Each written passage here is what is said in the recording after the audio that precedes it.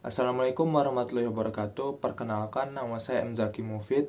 Di sini saya akan menjelaskan mengenai pindah agama dalam pandangan Islam. Tak sedikit orang yang berpendapat bahwa keluar masuk dari suatu agama adalah hak privasi yang melekat pada setiap orang.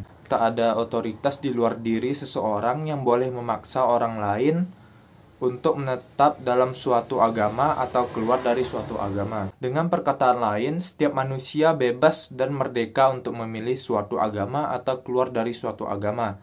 Itu sebabnya dalam masyarakat modern, kita kerap menyaksikan fenomena sekelompok orang yang dalam hidupnya berkali-kali melakukan migrasi dari satu agama ke agama yang lain. Bahkan, dalam beberapa kasus, satu rumah keluarga dihuni oleh anggota keluarga yang berlainan agama. Pendeknya, berpindah-pindah agama telah menjadi kecenderungan sebagian masyarakat modern. Namun dalam kasus Islam, soal pindah agama itu bukan perkara sederhana. Banyak ulama memandang negatif terhadap orang pindah agama. Menurut mereka, orang lain bebas masuk ke dalam agama Islam. Tapi, orang Islam tak bebas untuk keluar dari Islam itu sendiri. Orang yang keluar dari Islam bisa juga disebut murtad, dianggap pelaku kriminal yang hukumannya adalah hukuman mati. Sejumlah ayat Al-Quran atau hadis Nabi dihadirkan untuk menunjukkan bahwa tindakan keluar dari Islam tak dihendaki oleh Allah dan Rasulnya. Hadis yang sering dirujuk adalah man baddala dinahu faktuluhu, yang artinya barang siapa pindah agama maka bunuhlah. Dengan hadis ini, sejumlah ulama hendak memperlakukan pindah agama sebagai tindakan kriminal, sehingga pelakunya layak diganjar dengan hukuman berat, bahkan hingga hukuman kematian seperti dihendaki hadis tersebut. Untuk mengukuhkan pandangan itu, bukti-bukti pembunuhan orang murtad mulai zaman Nabi hingga abad pertengahan ditunjukkan. Lalu disimpulkan bahwa membunuh orang murtad adalah keharusan doktrinal. Pandangan seperti itu dikritik sejumlah pemikir Islam kontemporer karena dianggap tidak adil. Pintu terbuka ketika orang lain masuk ke dalam Islam, tapi tertutup ketika orang Islam tersebut hendak keluar dari Islam. Dengan perkataan lain, Islam hanya menyediakan pintu masuk dan tak mempersiapkan pintu keluar. Dengan merujuk pada ayat La ikhroha fi al-din, mereka berkata bahwa setiap orang bebas untuk memeluk suatu agama. Seseorang tak boleh dipaksa untuk memeluk agama, termasuk untuk memeluk Islam. Jaudat Said, Jamal Albana, Abdul Karim Sorus berpendapat bahwa kebebasan beragama adalah dasar ajaran yang diperjuangkan Islam. Para pemikir Islam progresif berpendapat bahwa sebagaimana bebas untuk memeluk suatu agama, maka seharusnya bebas juga untuk keluar dari suatu agama. Fikih seperti ini memberi otonomi penuh kepada manusia untuk hal yang seperti itu. Murtad dengan semua kata derivatnya tercantum dalam Al-Quran. Ia biasanya dipakai untuk orang yang mengganti keimanan dengan kekafiran. Dari beragama Islam lalu keluar dari Islam menjadi Yahudi, Nasrani, dan lain-lain.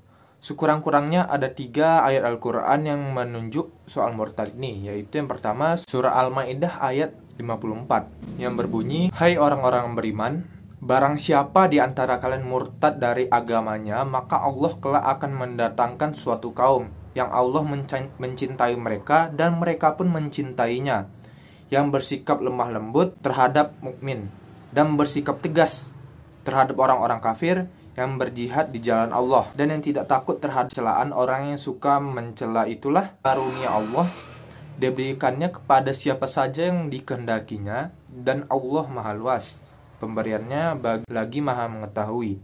Syihab al-Din al-Lusi mencoba mencari korelasi ayat ini dengan ayat sebelumnya.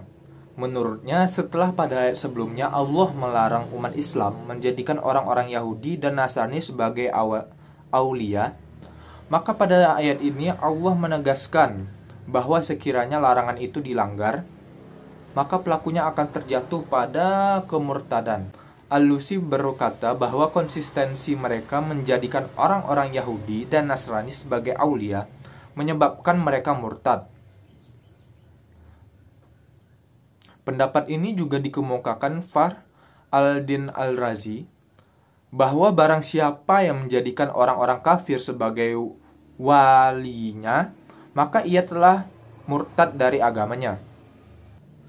Pendapat Al-Lusi ini paralel dengan pendapat Quraish Shihab ketika ia berkata bahwa sanksi yang timbul akibat pelarangan tersebut yaitu kemurtadan. Ayat ini demikian, Quraish Shihab memperingatkan, hai orang-orang yang beriman, siapa yang mengangkat non-muslim sebagai aulia, maka itu dapat menjadikan yang bersangkutan murtad, keluar dari Islam, dan barang siapa di antara kalian murtad dari agamanya, walau dalam bentuk rahasia dengan memusuhi para wali Allah dan mencintai musuh-musuhnya, maka kelak walau tidak segera Allah akan mendatangkan suatu kaum yang bertolak belakang keadaannya dengan mereka itu, sehingga Allah mencintai mereka dengan melimpahkan aneka karunia-Nya, dan mereka pun mencintainya sehingga selalu berupaya mendekat kepadanya dengan amal-amal. Mengucapkan terima kasih kepada Pak Usman M.Ikom selaku dosen ilmu dakwah. Ya, hanya itu yang dapat saya sampaikan. Lebih dan kurang saya mohon maaf. Wabillahi taufik wal hidayah. Wassalamualaikum warahmatullahi wabarakatuh.